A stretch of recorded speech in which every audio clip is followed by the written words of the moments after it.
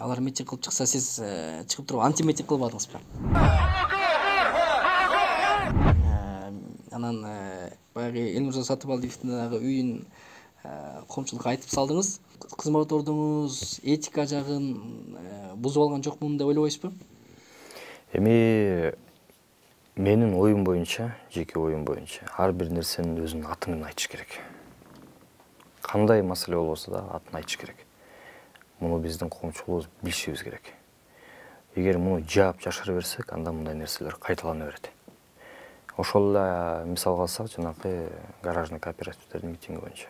Эми гаражный кооперативдер кайсы жылы түзүлүп, экөөбүз жок кезде түзүлгөн нерсе болчу. Биз айтып атабыз, хорошо. Мамлекеттик боюнча мындай маселе жок болгон, ошол чыгып туруп антимитинг жасоо идеясы каяктан пайда болду деген суроо да. Бул автоматический реакция кетти да, чын айтканда. Мага мындай да, ар бир нерсени өзүн салыштыруу жол болуш керек. Ошол себептен жана айтып аткан жерим, ошол эле жерден канча деген мугалимдин, канча деген пенсионердин бай акчасын биз чогултууга үлгүрмөкпүз канча жылдан бери, 30 жылдан бери. Бул жөн эле бир 10 миллион эмес. Бул миллиард сомго чейин чыгып кетчү маселе.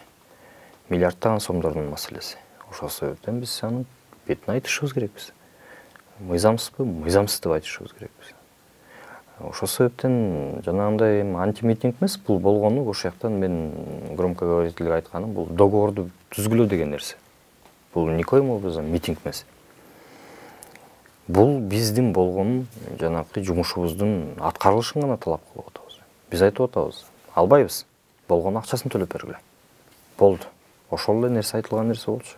Аны антимитинг деп биздин кээ бир жарандарыбыз кичине формулировкасын которуп койгон нерсе. Антимитинг гана эмес, депутат Аслан Бекешев мырк дегендей кылып да сөз айтпады, өтө катуу сөздөр айтылды да. Анан эмне деген жүрүм турум бул дегендей кылыпчы. Ведет себя как мырк какой-то, стоит с ними митингует.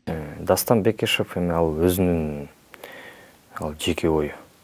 Мен ага эч кандай көңүл да бургум да келбейт. Аны ал киши менен да чын айтканда мен сүйлөшкүм да келбейт, ачыгын айтыш керек. Ал киши эми ал турган басканын өзүн сүрөткө тартып, өзүнүн баягы пиар кылганга эле аракет кылган кишилер деп эсептейм. Мен ага эч кандай личный же бир жеке бир мамилем да жок. Эми ал өзү айтты, ал өз сөзүнө өзү жооп берсин.